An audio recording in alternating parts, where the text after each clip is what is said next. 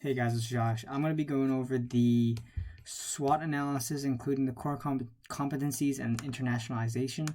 Um, oops, I just hit the wrong box. Oops.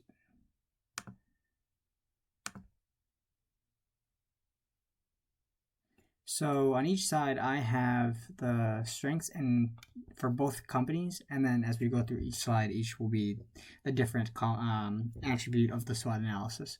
So on Matsuya, we have the strengths. For the strengths of Matsuya, they offer miso soup with every purchase. Unless you get takeout, you don't get a miso soup. And it's very computerized, minimal personal interaction, and very cheap and tasty food. So every time you go into Matsuya's, you're going to be up with the computer. Make it very quick, very easy. You sit down and you'll get your food in under a minute. It depends on what you get, but you'll get it in like under a minute. And then it's very cheap and very tasty, in my opinion. To each their own. Sukiya offers a wide variety of gyudon menus. On top of that, they offer various toppings that Matsuya doesn't offer. So the thing that Sukiya does is that they don't offer miso soup, but instead they offer a wide variety of menus, which gives them different taste and variety, essentially. And they offer an in-person experience as you order and pay through an employee. You sit down with them, purchase through a menu. So you sit down, and a waiter will come up to you and ask you what you want. So it focuses on a restaurant experience, and they hope to focus on person interaction.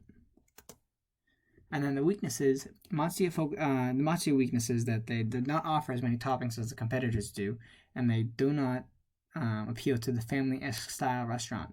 I consider Matsuya to be kind of like fast food. So people who want a quick meal come in, and that's all they want. They want a quick meal. And then the weaknesses that Matsuya has is they can't increase prices, as many people go to Matsuya because of how cheap it is. If Matsuya was more pricey, I probably wouldn't eat there as often as I have. But I haven't gone to Matsuya as much as I have in the past. Sukiya, the price is more expensive than Matsuya and the competitors, but they do not offer the speed and efficiency that Matsuya does.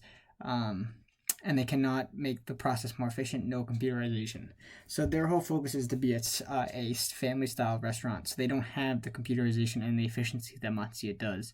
So when you go there, you're expecting to sit down and order through a menu, and that's the experience they try to provide. So each different customer may go to the restaurant that they want the atmosphere to feel like. And then some opportunities from Matsuya are some things that some of the opportunities from Matsuya, as technology advances, they can integrate more technology and make the customer service more proficient. So if down the line they could make the way that customers get their food and how they order faster than it already is. Opportunities to attract foreigners with easy English menu and simplistic food. So the way their food is, they have the opportunity to make and sell to foreigners because of how easy it is to order. There's not much human interaction when you don't know the language. And then Sukiya, as technology advances, customers can start to prefer human interaction.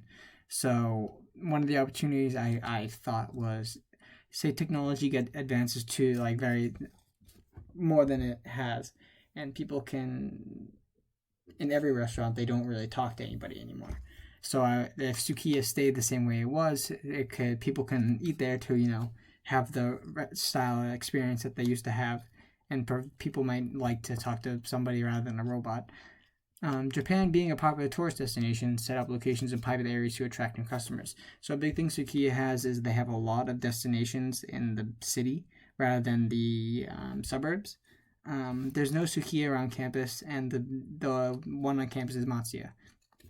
But there are many Sukiyas in Osaka Center, and there are a lot in Tokyo as well. The thing about this, some of the threats. The thing about threats is that threats are things that the company can't avoid.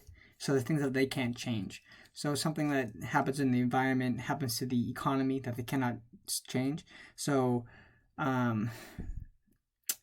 Matsuya threats, our customers could grow apart and favor customer service over efficiency. So that's going back to the technology thing where they favor customers. They want a good customer service experience.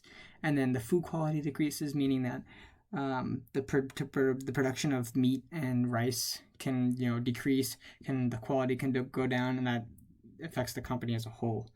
And then the decrease in population, I said for both of these, Sukiya and Matsuya, that the decrease in population, we'll say in the future, could affect the amount of people that eat at Matsuya and Sukiya. As there's less customers, there are less profits. But that's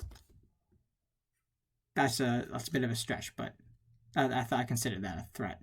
And then I said ever-changing environment revolving around technology, having no integrated tech, they could fall behind. So that kind of explains itself along with the opportunity. It could benefit and it also could threaten the company. And then I said food quality again. And then a core competency is something that they offer.